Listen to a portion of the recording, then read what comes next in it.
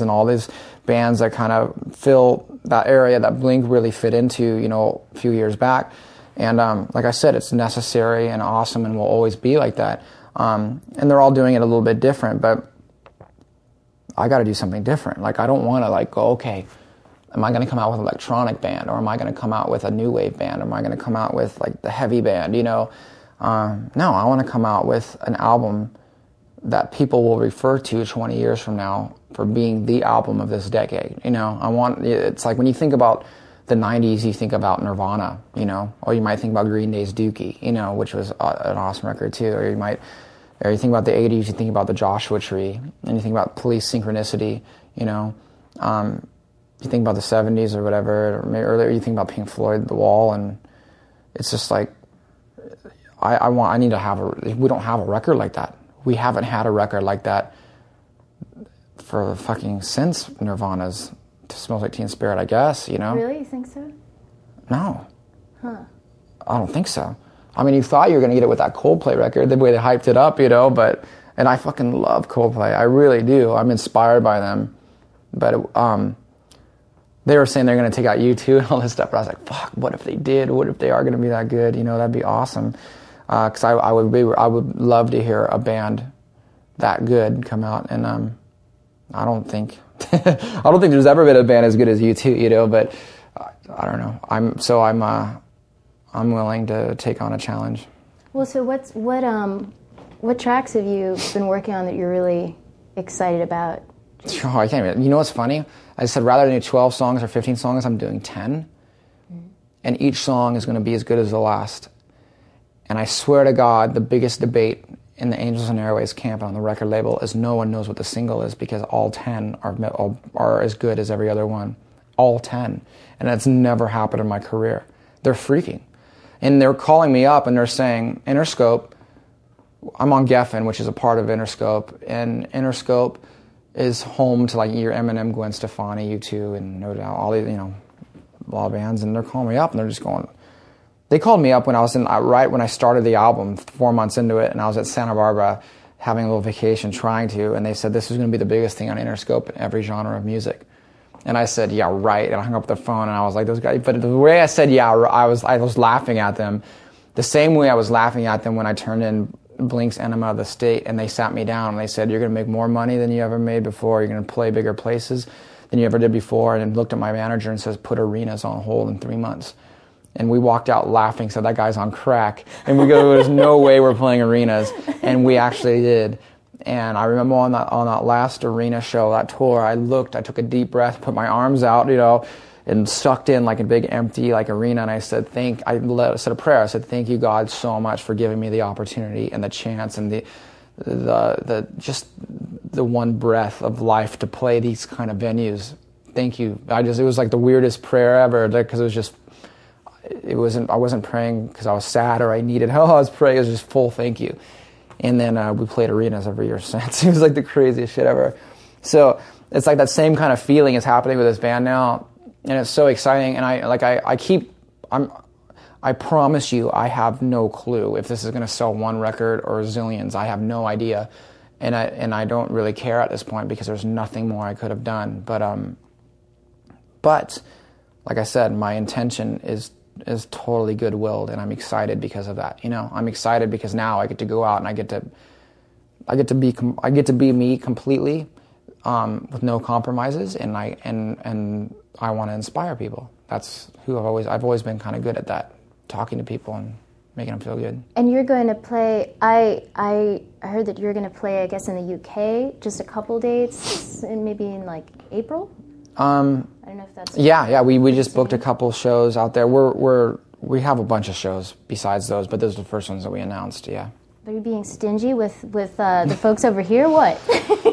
No, I think there was a part of us that those were Blink's last shows, and they were incredible. 16,000 people sold out a night screaming like it was fucking the gnarliest. They put America to shame in every single way, how incredible those shows were and how bad they wanted it and how on fire those kids were. So we wanted to pick up right where we left off. And the music's much more sophisticated than anything I've ever done. So I think that Europeans will understand it little bit easier right off the bat, you know? No band from America has ever sounded like this band. It's very much a European sound where it's, you know, the Police, U2, Coldplays, and all that kind of stuff. It's even Pink Floyd. It's very much a sound from that continent, you know. And is the live feeling, because you talk so much about sort of thinking about what the show is going to be like in writing the music, is it more? I mean, I'm hearing like 6-minute songs and this epic thing. Is it more free form? Is it kind of like are there going to be crazy visuals? Super crazy visuals. The other thing that the band is why every band is so caught up trying to take pictures on the curb or trying to wear, you know, their t-shirts and trying to liken themselves. I mean, we did it in Blink too. I mean, the whole thing with Blink was like, we're just like you. It's like the common man, you know. Like that's what kids loved about Blink. They go, fuck, I feel like me and my friends could be doing what you're doing, and we're like, you could, and you could probably be doing it better, you know. and that's what we were all about. We would always dumb down who we were. We would do so many interviews where we would turn off the thing, we would start talking, and the interviewer we would just start talking about whatever, and they go, oh my God, you guys are really smart. And we go, well, yeah. But it got to a point to where I almost felt like people thought we were fake, acting like we were dumb in front of the camera and then being really smart off the camera, you know. And we weren't, because we were both those people. We were the people. I mean, I was the guy that campaigned with John Kerry for, you know, a greater part of the year and was out there doing all these political functions, reading books about the architecture of our foreign policy in the Middle East, stuff that I was truly very interested in. And then I'll come and then we'd run around naked and do stupid shit, because I was that skateboarder kid that grew up doing that too, you know.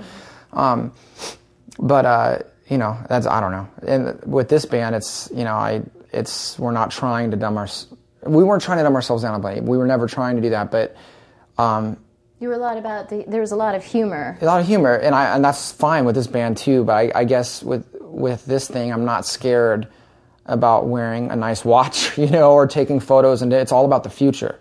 This band is all about. I swear that if there's one tagline about Angels and Airways, it's tomorrow can be the best day of your life.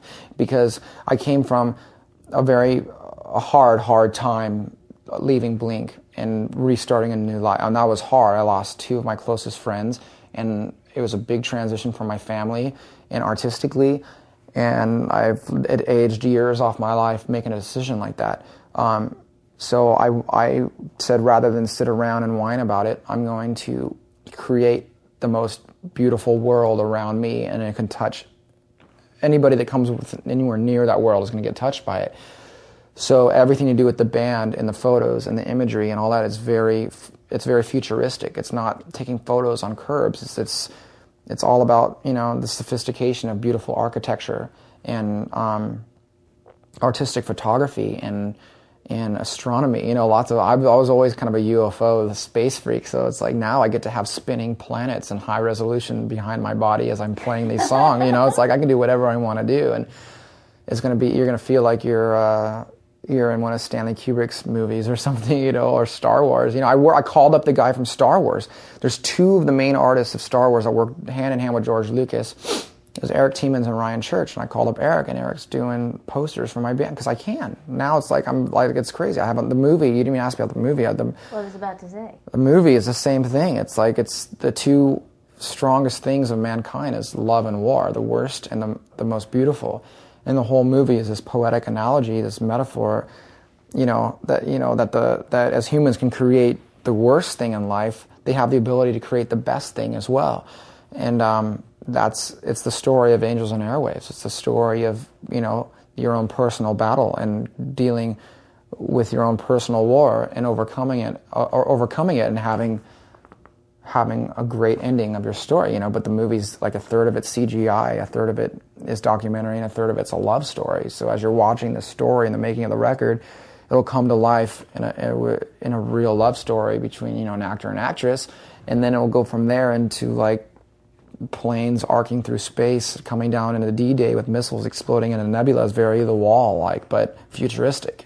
You know, so... and then the documentary part has to do with you and the band